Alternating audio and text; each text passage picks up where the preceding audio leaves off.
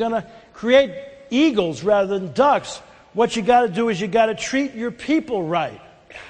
You got to treat your people right. And what you need is you have to have effective training, giving your people the right start to help them grow.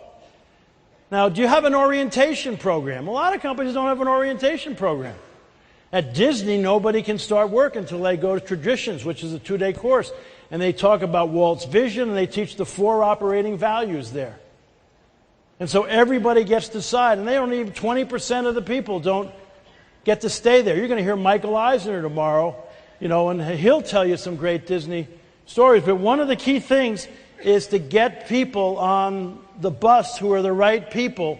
And you do that by training them. And in training them, you're going to start to find out whether they're right people.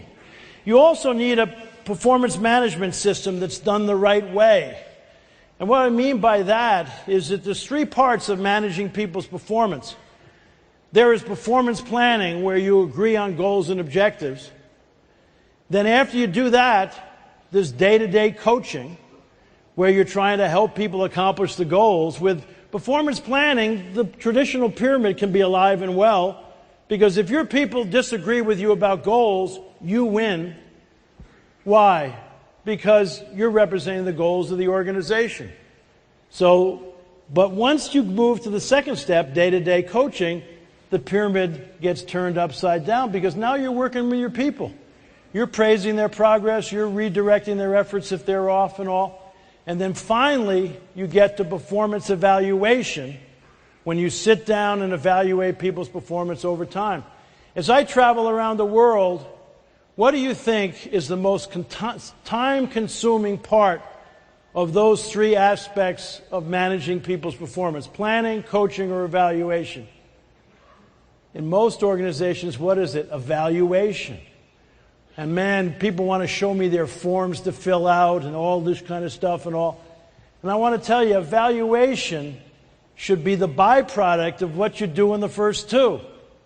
But a lot of organizations, they do a pretty good job at planning, and they set goals. But what do they do with the goals after they set them? They file them. Until when? Until somebody says, you got your annual performance review come up, and everybody's running around bumping into each other, trying to find their goals. The least time-consuming activity, and the most important time-consuming activity, is day-to-day coaching. That's where the servant part of servant leadership takes place, and that's just so key to people. And so I taught at the university for years, and 10 years in fact, and I was investigated by some of the best faculty committees. I drove the faculty crazy, and the thing that drove them the most crazy is the first day of class, I always gave them out the final examination. And the faculty said, what are you doing? I said, I'm confused. They said, you acted. I said, I thought we were supposed to teach these students. You are, but don't give them the questions in the final. And I'd say, not only am I going to give them the questions in the final, what do you think I'm going to do all semester? I'm going to teach them the answers.